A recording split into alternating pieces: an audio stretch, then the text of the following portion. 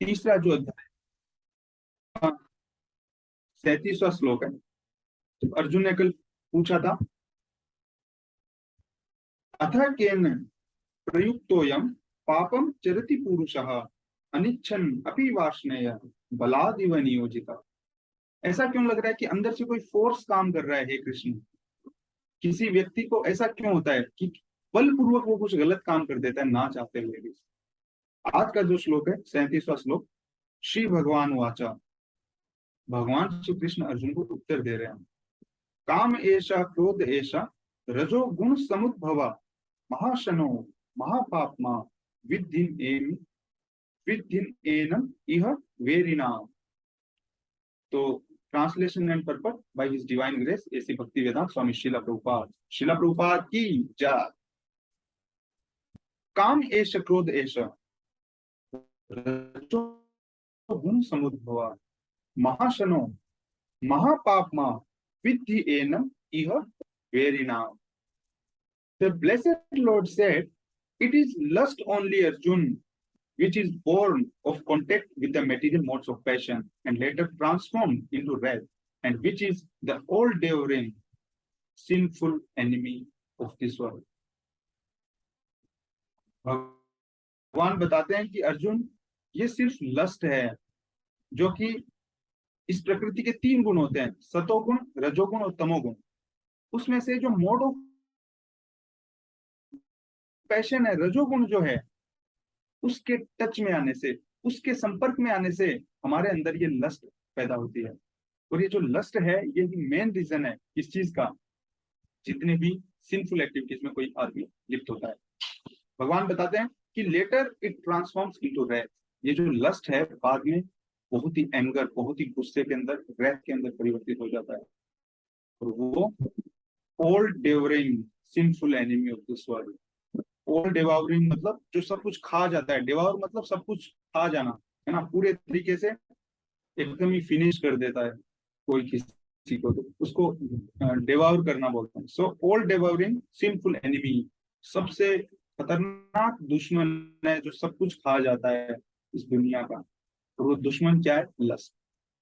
Lust वो reason है जिसकी वजह से एक व्यक्ति ना चाहते हुए भी उन कार्यों के अंदर लिप्त होता है जो कि सिंफुल है। श्रील प्रभुपाद परपट में बताते हैं, when a living entity comes in contact with the material creation, his eternal love for Krishna is transformed into lust in association with the modes of passion। क्या होता है जब हम जो मटेरियल नेचर उसके कांटेक्ट में आते हैं, तो हमारा जो लव है ना, ओरिजिनली हम भगवान श्री कृष्ण को प्यार करते हैं स्पिरिचुअल वर्ल्ड के अंदर, दिव्य स्वरूप होए नित्य कृष्णदास। तो ये जो भगवान से प्रेम हमारा है, जैसे ही हम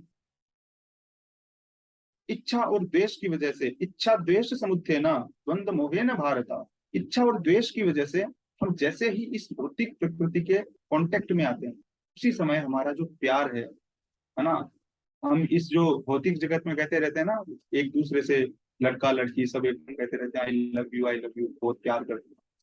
एक्चुअली वो बहुत ही परवर्टेड फॉर्म है ना।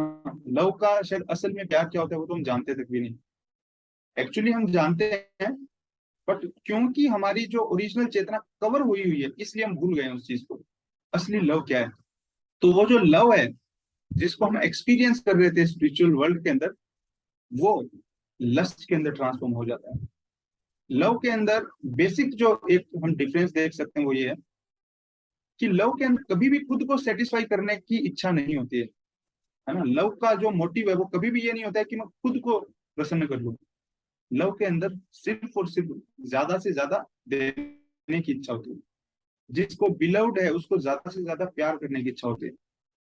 शिला प्रभुपाद कहते हैं कि इस मटेरियल वर्ल्ड के अंदर वैसे तो कोई लव है नहीं, लेकिन अगर फिर भी किसी लव को देखना है तो एक माँ और बेटे के, या माँ और बेटी का जो है उसको देखा जा सकता है। वो काफी हद तक प्योर होता है इस मटेरियल वर्ल्ड में। एक माँ अपने बेटे या बेटी की जिस हिसाब से ध्यान रखती है बचपन से, एकदम निस्वार्थ भाव से, है ना, उनको पता भी नहीं बड़ा होके वो क्या करेगा या क्या करेगी, कुछ नहीं, लेकिन उसके बाद भी एक माँ कितना ज्यादा केयर करती है। बदले में कुछ भी उस वक्त उसको कुछ भी एक्सपेक्टेड नहीं होता है, बच्चा कुछ भी प्रोमिस नहीं करता है कि मैं ये करूंगा, बट फिर भी माँ उसके लिए करती है। वो एक उदाहरण है इस मटेरियल वर्ल्ड में देखा जा सकता है। ऐसा नहीं है कि उसमें भी स्वार्थ नहीं है, वो भी है, बट समझने के लिए मैं आशा करता हूँ आप समझ गए होंगे कहने की भावना क्या है। प्रभुपाद बताते हैं कि in other words the sense of love of God becomes transform into lust as milk in contact with the sour tamarind is transformed into yogurt। जैसे एक प्योर दूध होता है, लेकिन वो जैसे इमली के टच में आता है तो दही बन जाता है।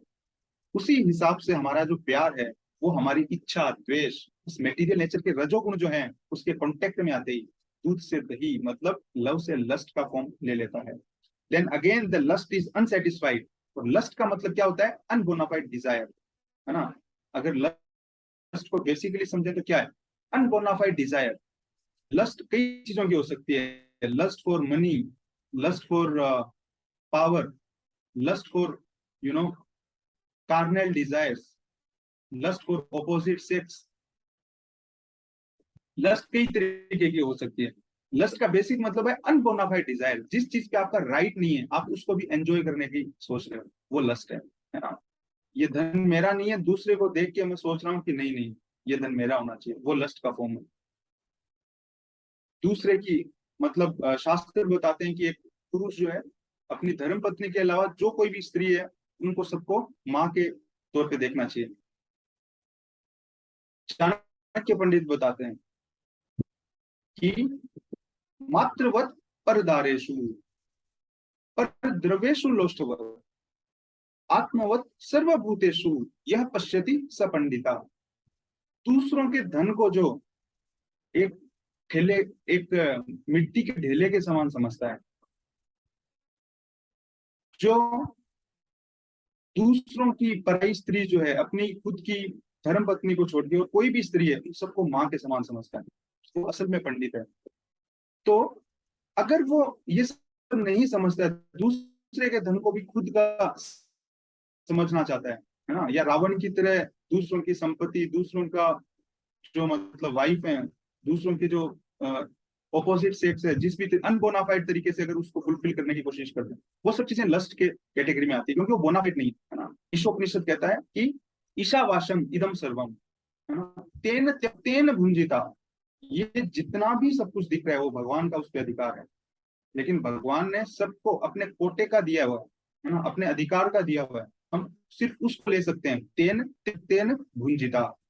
अगर हम सिर्फ उतना लेते हैं जितना हमारा कोटा है तो ठीक है, अगर लेकिन उससे ज्यादा हम अनबोनाफाइड तरीके से लेना चाहते हैं तो वो लस्ट का फॉर्म कहलाता है। श्रीला प्रभुपाद बताते हैं कि जब ये लस्ट फुलफिल नहीं होती है ना, जब हम चाहते हैं वो चीज भी हमें नहीं मिलती है, भले ही वो अनबोनाफाइड हो, तो फिर हमें गुस्सा आ जाता है। हाँ, पड़ोसी के पास तो इतनी खतरनाक गाड़ी है, मेरे पास नहीं है। पहले तो इच्छा हुई, वो इच्छा पूरी नहीं हुई तो फिर गुस्से में भी रहने लगे। उनका घर तो इतना अच्छा है, हमारा घर तो अच्छा नहीं, तो फिर धीरे धीरे फ्रस्ट्रेट हो गए, गुस्सा भी हो गए। फिर प्रभुपाद आगे बताते हैं कि ये जो लस्ट है, therefore the lust is the greatest enemy of living entity, and it is the lust only which induces the pure living entity to remain entangled in the material world। ये लस्ट ही है, अनबोनाफाइड Dzire है, वही एकमात्र reason है जिसकी वजह से हम इस मेटीरियल वर्ल्ड के अंदर एंटेंगल रहते हैं। क्यों रहते हैं? डिजायर ही तो है मेन। गलत चीजों की डिजायर करना ही तो सबसे बड़ी समस्या है हमारे साथ। फॉर एग्जाम्पल, एक स्टूडेंट के तौर पे ही हम समझ लेते हैं कि एक स्टूडेंट है, उसकी सही इच्छा क्या है? समय से सुबह उठे, भगवान की आरती करे, भगवान का ध्यान करे, उसके बाद अपनी पढ़ाई करे, है ना, माता पिता जो कहें उस हिसाब से काम करे, थोड़ा जो भी युक्ताहार विहार से, ठीक है, थोड़ा बहुत जो खेलना है, मतलब एक बैलेंस लाइफ जिए, है ना।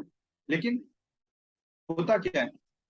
मोबाइल डिस्ट्रैक्शन, मोबाइल सबसे बड़ा डिस्ट्रैक्शन है हम स्टूडेंट्स के लिए आजकल। तो ना चाहते हुए भी हम इस तरफ खींचे हुए चले जाते हैं, ठीक है। जैसे शिला प्रभुपाद बता रहे हैं यहाँ पे कि हम एंटेंगल हो जाते हैं। कैसे एंटेंगल हो जाते हैं? हमारा गोल कुछ और था, लेकिन हमारी डिजायर कुछ और है, वो अनबोनाफाइड है और हम उसको पूरा करना चाहते हैं। और इनफैक्ट माँ बाप नहीं भी देते हैं तो हम गुस्सा हो जाते हैं, कैसे नहीं दिया मोबाइल, मेरे को तो ये चाहिए था, है ना। लस्ट अगर फुलफिल नहीं हुई तो हम गुस्सा हो जाते हैं।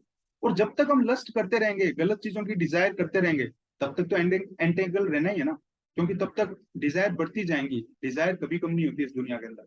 तो आज एक चीज छोटी सी पूरी हुई, फिर मोबाइल जैसे दुनिया में घुसे तो डिजायर कैसे पूरी होगी। ये वीडियो देख लिया यूट्यूब पे, फिर वो देख लिया, ये देख लिया, ये देख लिया, ये भी, वो भी, वो भी, एकदम इतने में इंडिया पाकिस्तान का मैच आ गया। चीजें खत्म नहीं होती हैं, एंडलेस है। तो उसी हिसाब से ये लस्ट जो है वो सबसे बड़ा एनिमी बन जाता है। और इस लस्ट की वजह से ही एक इंसान फोर्स हो जाता है, जैसे कि अंदर से कोई एकदम फोर्स कर रहा है उसको, और वो गलत काम कर बैठता है।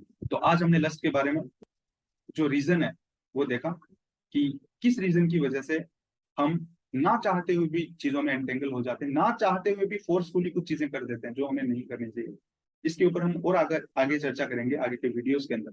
We thank you for coming into Vedic Village. हम आप लोगों से रिक्वेस्ट करते हैं कि अगर आपको हमारे वीडियोस अच्छे लगते हैं तो प्लीज उनको लाइक कीजिए, हमारे चैनल को सब्सक्राइब कीजिए, और ज्यादा से ज्यादा लोगों को उनके बारे में बताइए, because this is the time to flood the whole world with this Vedic wisdom. इस दुनिया में किसी भी चीज की कमी नहीं है, सिर्फ एक चीज की कमी है, वो ये वैदिक विजडम है।